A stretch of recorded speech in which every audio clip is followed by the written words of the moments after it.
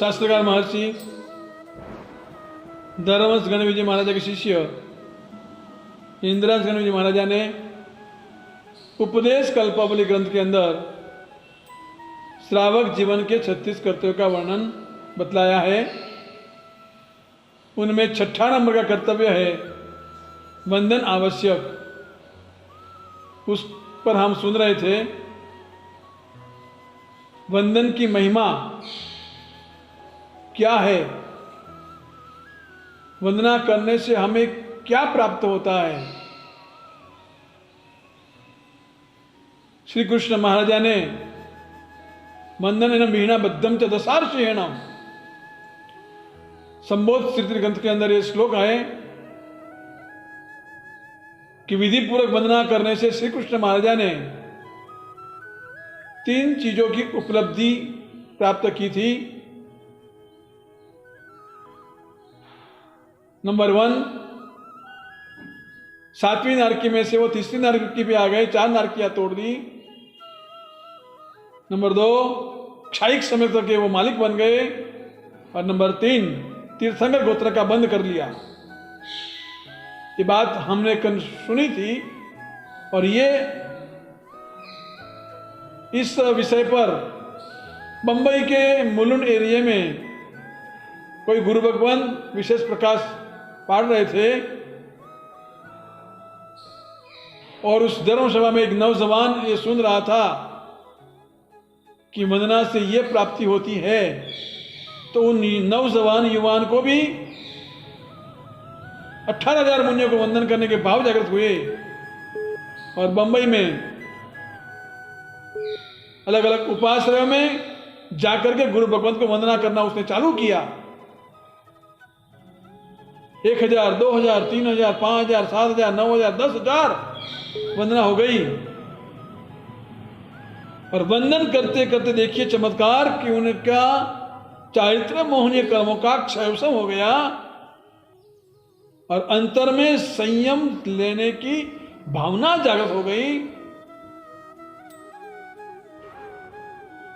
और मन में निर्णय लिया कि जो भी 18,000वां नंबर गुरु भगवंत का आएगा, 18,000 बार वंदन हो जाएगा। लास्ट में नंबर में जो भी गुरु भगवंत का नंबर आएगा वो मेरे गुरु और मैं उनका शिष्य बन जाऊंगा।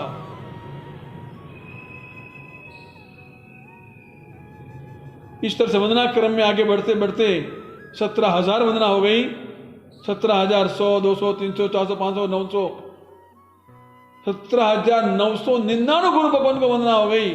बड़े ही उलट भाव से सच्चे हृदय से वंदना की भावना उनके अंतर में रम रही थी और जैसे ही 18,000 मुनि का नंबर आया उनको भी उसने वंदना की और वंदना करने के बाद उनके पास वो गुरु भगवान का जो ओगा था, रजोरंग था, वो उसने हाथ में ले लिया और वहीं पर नाचने लग गया और कहा गुरुदेव से, गुरुदेव आप मेरे गुरुदेव हैं और मैं आपका शिष्य बनने के लिए तैयार हूं।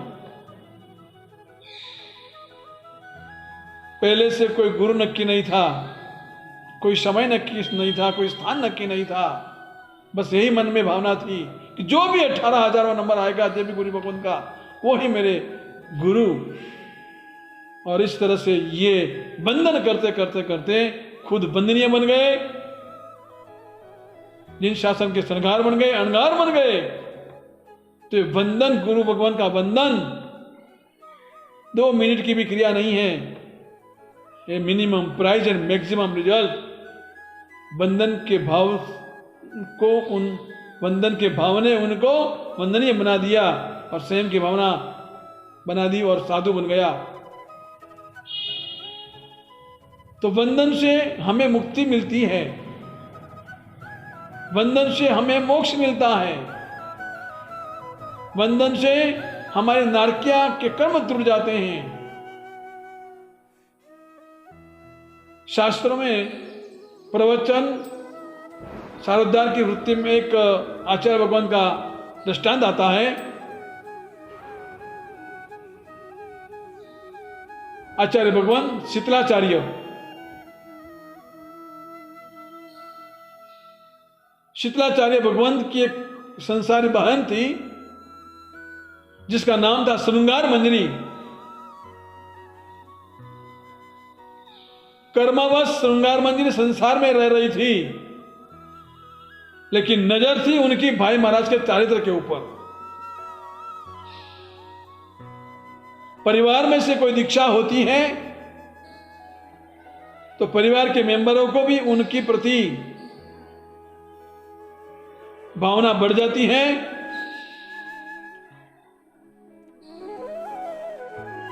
श्रृंगार मंजरी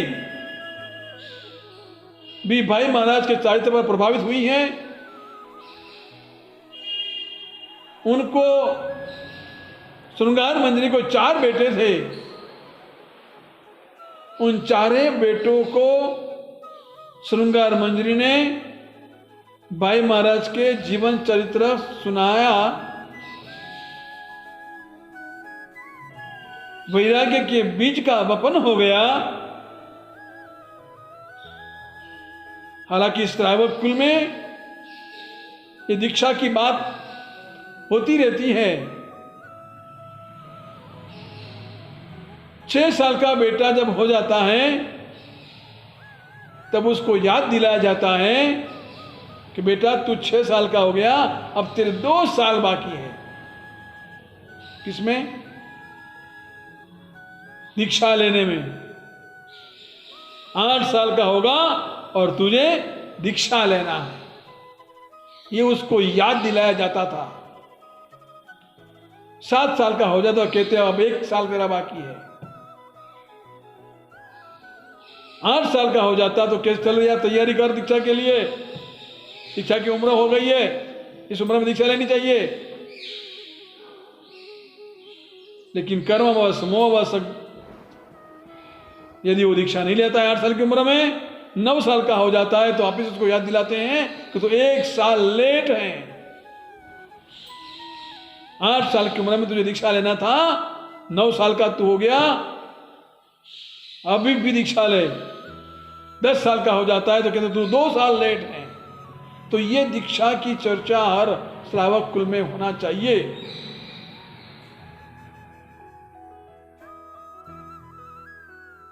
संयम कबहि मिले सस नहीं प्यारा। संयम की भावना वाले श्रावक को द्रव्य श्रावक कहा गया है। धर्मरत्न प्रकरण के अंदर शांति श्री महाराजा ने श्रावक को भाव साधु कहा है, विचारक द्रव्य साधु कहा है।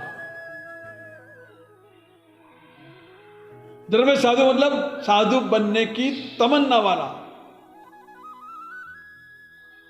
जैसे दूध होता है, उस दूध को भी हम दही कह सकते हैं कि अपेक्षा से।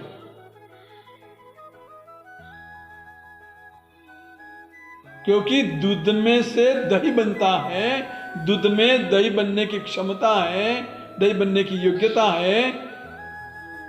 इसलिए दूध को भी द्रव्य दही हम कह सकते हैं, दही को भी द्रव्य शिखंड कह सकते हैं।